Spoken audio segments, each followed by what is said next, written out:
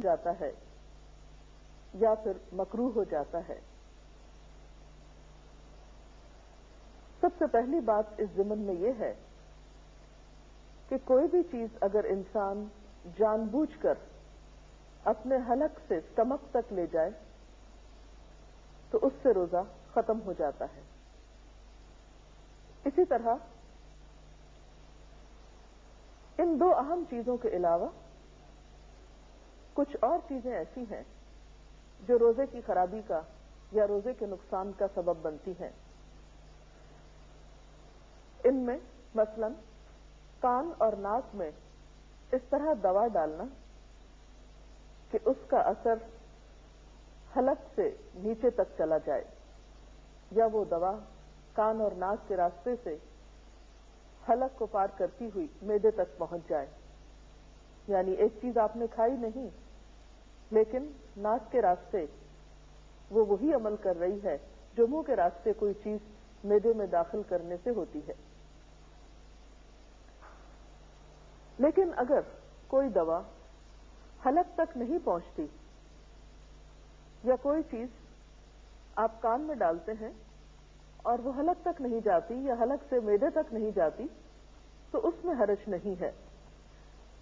حضرت حسن رضی اللہ تعالیٰ عنہ فرماتے ہیں روزہ دار کے لیے ناک میں دوا ڈال لینے میں حرج نہیں اگر وہ حلق تک نہ پہنچے. یعنی بعض دوائیں تھک ہوتی ہیں یا صرف ظاہری حصے پر لگائی جاتی ہیں یا شروع کے حصے میں ہی لگائی جاتی ہیں تو اس سے روزے کو نقصان نہیں ہوتا. اسی طرح اگر کوئی شخص جان بوجھ کر قے کرتا ہے مثلا حلق میں انگلی ڈال کر یا کوئی چیز ڈال کر تو اس سے بھی روزہ ختم ہو جاتا ہے. حضرت ابو ہریرہ رضی اللہ تعالی عنہ سے روایت ہے کہ رسول اللہ صلی اللہ علیہ وسلم نے فرمایا جس روزہ دار کو خود بخود قے آئے اس پر قضا نہیں ہے، البتہ جو روزہ دار قصداً قے لائے یعنی جان بوجھ کر قے لائے وہ قضا روزے رکھے.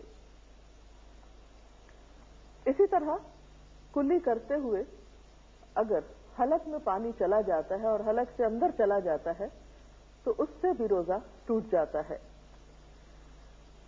حضرت لقیط بن صبرہ سے روایت ہے کہ میں نے کہا یا رسول اللہ صلی اللہ علیہ وسلم وضو کے بارے میں مجھے کچھ بتائیے. آپ نے فرمایا وضو پورا کرو، انگلیوں کے درمیان خلال کرو اور ناک میں اچھی طرح پانی ڈالو، لیکن اگر روزہ ہو تو پھر ایسا نہ کرو کیونکہ اس میں اندیشہ یہ ہے کہ پانی حلق سے معدے میں پہنچ جائے گا. اسی طرح کوئی ایسی چیز انسان نگل لے جو عادتاً کھائی تو نہیں جاتی لیکن نگل کر معدے تک پہنچ جاتی ہے تو اس سے بھی روزہ ٹوٹ جاتا ہے.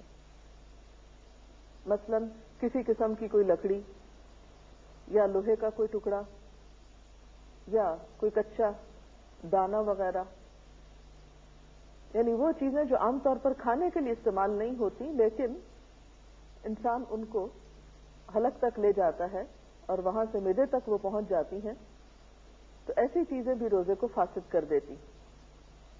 اسی طرح بعض اوقات انسان اگر بھول کر کچھ کھا پی لیتا ہے اور وہ پھر یہ سمجھے کہ اب روزہ تو ختم ہی ہو گیا اور پھر جان بوجھ کے کچھ ساتھ شامل کر لے تو اس سے بھی روزہ ٹوٹ جاتا ہے. یعنی صرف بھول کر کھانے سے تو روزہ نہیں ٹوٹتا لیکن کچھ بھول کر کھایا ہو اور کچھ اور ساتھ شامل کر لیا جائے تو اس سے روزے کا نقصان ہو جاتا ہے. پھر اسی طرح دن باقی ہو اور انسان یہ سمجھے کہ شاید سورج غروب ہو چکا ہے اور کچھ کھا لے یا کوئی اور آواز سن رہا ہو اور اسے شبہ یہ ہو کہ شاید مغرب کی اذان ہو رہی ہے اور اس طرح وہ کچھ کھا لے اور یہ خواہ 5 منٹ پہلے بھی افطار کے ہو تو اس سے بھی روزہ ختم ہو جاتا ہے. اس روزے کی بھی قضا دینا ہوگی. پھر اسی طرح ہم دیکھتے ہیں کہ ان تمام چیزوں سے جب روزہ ٹوٹتا ہے تو وہ روزہ جو جان بوجھ کے توڑا جاتا ہے بغیر کسی عذر کے اس میں صرف قضا ہی نہیں اس کا کفارہ بھی ہوتا ہے. اس کا کفارہ کیا ہے؟ ایک غلام آزاد کرنا اور اگر غلام نہ ہو تو 60 روزے متواتر رکھنا کہ بیچ میں ناغہ نہ ہو، اور اگر پھر ناغہ کر دیا تو شروع سے پھر 60 روزے رکھنا ہوں گے، یعنی ابتدا سے اسے پھر شروع کرنا ہوں گے اور پورے 60 کرنا ہوں گے۔ اور اگر کسی شخص میں یہ استطاعت نہ ہو تو پھر 60 مسکینوں کو 2 وقت پیٹ بھر کر کھانا کھلائے، تو یہ جان بوجھ کر توڑنے والے روزے کا کفارہ ہوگا۔ اب کچھ چیزیں ایسی ہیں کہ ان سے روزہ ٹوٹتا تو نہیں لیکن مکروہ ضرور ہو جاتا ہے۔ ان میں خاص طور پر ایسے اعمال جن کا تعلق اخلاق سے ہے، مثلا جھوٹ اور غیبت۔ حضرت ابو ہریرہ رضی اللہ تعالی عنہ سے روایت ہے، قال قال رسول اللہ صلی اللہ علیہ وسلم من لم يدع قول الزور والعمل به فليس لله حاجة ان يدع طعامه وشرابه۔ حضرت ابو ہریرہ رضی اللہ تعالی عنہ سے روایت ہے کہ رسول اللہ صلی اللہ علیہ وسلم نے فرمایا، جو شخص روزہ رکھ کر جھوٹ بولنا اور اس پر عمل کرنا نہ چھوڑے تو اللہ تعالیٰ کو اس بات کی کوئی حاجت نہیں کہ وہ کھانا پینا چھوڑ دے۔ روزے میں لڑنا جھگڑنا، گالی دینا، خواہ وہ کسی انسان کو ہو یا کسی بے جان چیز کو، ایسی تمام چیزوں سے بھی روزہ مکروہ ہو جاتا ہے اور روزہ اپنا اجر و ثواب کھو بیٹھتا ہے۔ اس سلسلے میں حضرت ابو ہریرہ ہی کی روایت ہے، عن ابی ہریرہ قال قال رسول اللہ صلی اللہ علیہ وسلم لیس الصیام من الاکل والشرب انما الصیام من اللغو والرفث فإن سابك أحد أو جهل عليك فلتقل إني صائم إني صائم۔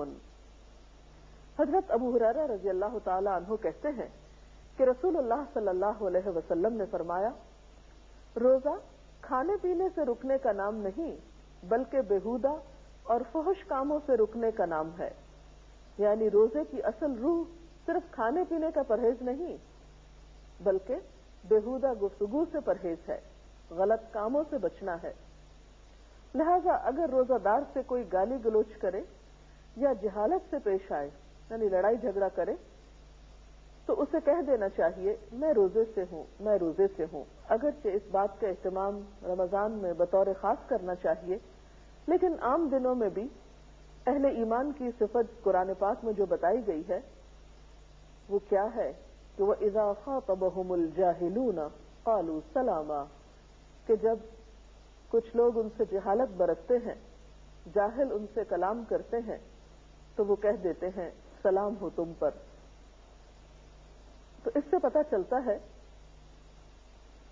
کہ روزے میں اصل تربیت جس چیز کی مقصود ہے وہ انسان کا اخلاق اور کردار ہے، اور جہاں تک کھانے پینے کے چھڑانے کا تعلق ہے تو اس سے بھی اصل غرض یہی ہے کہ انسان کو ایک تربیت دی جا سکے۔ اس کے علاوہ کچھ چیزیں ایسی ہیں کہ جن کو اگر بلا ضرورت کیا جائے تو اس سے بھی روزہ مکروہ ہوتا ہے، مثلا کوئی نمک وغیرہ چکھ کر یا کوئی بھی چیز چکھ کر تھوک دینا جبکہ اس کی کوئی خاص ضرورت نہ ہو۔ اس کے ساتھ ہی مناسب معلوم ہوتا ہے کہ کچھ ایسی چیزوں کا بھی ذکر کر دیا جائے کہ جن سے نہ تو روزہ ٹوٹتا ہے اور نہ ہی مکروہ ہوتا ہے، لیکن عام طور پر لوگوں کے دل میں بار بار سوال اٹھتے ہیں کہ کیا ہمارا یہ عمل درست ہے؟ ان میں سب سے پہلی چیز مسواک ہے۔ مسواک کرنے سے روزہ ٹوٹتا بھی نہیں اور مکروہ بھی نہیں ہوتا۔ ایک حدیث میں آتا ہے، عن عامر بن ربیعہ قال رأيت النبي صلى الله عليه وسلم يستاك وهو صائم ما لا احصي او اعد۔ حضرت عامر بن ربیعہ کہتے ہیں، میں نے نبی صلی اللہ علیہ وسلم کو روزے کی حالت میں اتنی مرتبہ مسواک کرتے دیکھا کہ گن نہیں سکتا۔ اس سے ایک اور خاص بات یہ پتہ چلتی ہے کہ روزے کی حالت میں بطور خاص اپنے منہ کی صفائی کا دھیان رکھنا چاہیے، کیونکہ روزے سے منہ میں ایک خاص بسام پیدا ہوتی ہے جو بعض اوقات دوسروں کے لیے تکلیف کا سبب ہو سکتی ہے۔ اسی لیے ہم دیکھتے ہیں کہ نبی صلی اللہ علیہ وسلم عام دنوں میں بھی مسواک کا بہت اہتمام کرتے، لیکن روزے میں بطور خاص۔ اسی طرح آنکھوں میں سرما ڈالنے سے یا سر میں تیل لگانے سے بھی روزے پہ کچھ اثر نہیں پڑتا. قال ابن مسعود اذا كان صوم احدكم فليصبح دهينا مترجلا. حضرت عبداللہ بن مسعود فرماتے ہیں کہ جب تم میں سے کوئی روزہ دار ہو تو اسے تیل کنگھی کر لینا چاہیے، یعنی اپنی حالت سنوار کر رکھنا چاہیے. اسی طرح خوشبو سونگھنے سے، کوئی پرفیوم وغیرہ کی سونگھنے سے یا لگانے سے روزہ نہیں ٹوٹتا. گرمی کی پیاس اور موسم کی شدت کی وجہ سے اگر کوئی شخص بار بار نہاتا ہے یا سر پہ پانی ڈالتا ہے تو اس سے بھی روزے پر اثر نہیں پڑتا.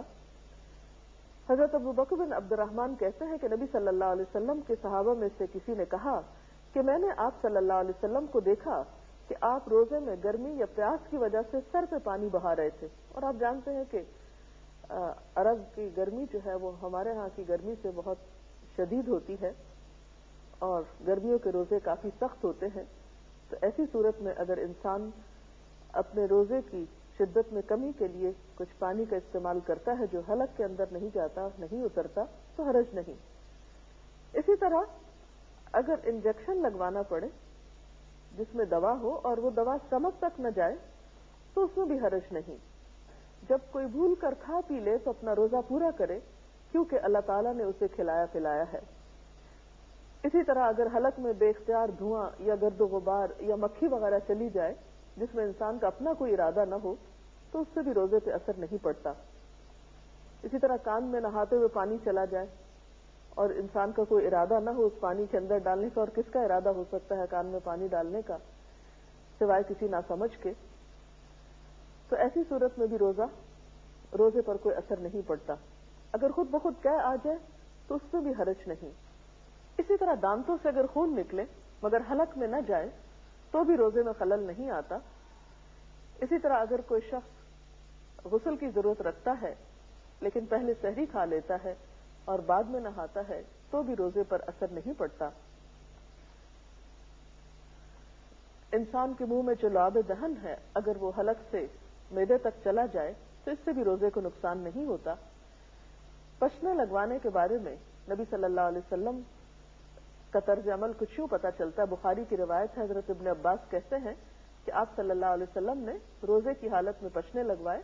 اور پشنے کیا ہوتے ہیں کہ علاج کے طور پر سوئی سے یا بلیڈ سے یا استرے سے جسم کے حصے کا کچھ خون نکالا جاتا ہے جو کہتے ہیں کہ گندا خون ہوتا ہے اور اس کے نکالنے سے صحت ہوتی ہے. تو ایسے عمل سے بھی روزہ نہیں ٹوٹتا. اسی طرح اگر کوئی شخص بلڈ ڈونیٹ کرنا چاہتا ہے کسی ایمرجنسی کی صورت میں اور اس کے لیے جسم میں نیڈل ڈالنے کی ضرورت ہے تو اس سے بھی روزے پر اثر نہیں پڑتا. بہرحال یہ کچھ امور تھے جو روزے کی صحت سے متعلق تھے. اللہ تعالیٰ سے دعا ہے کہ وہ ہمیں اس طرح رمضان گزارنے کی توفیق دے کہ واقعی ہمارے روزے اور باقی عبادات اس کے ہاں مقبول ہوں. اس کے ساتھ ہی ہمارے آج کے پروگرام کا وقت ختم ہو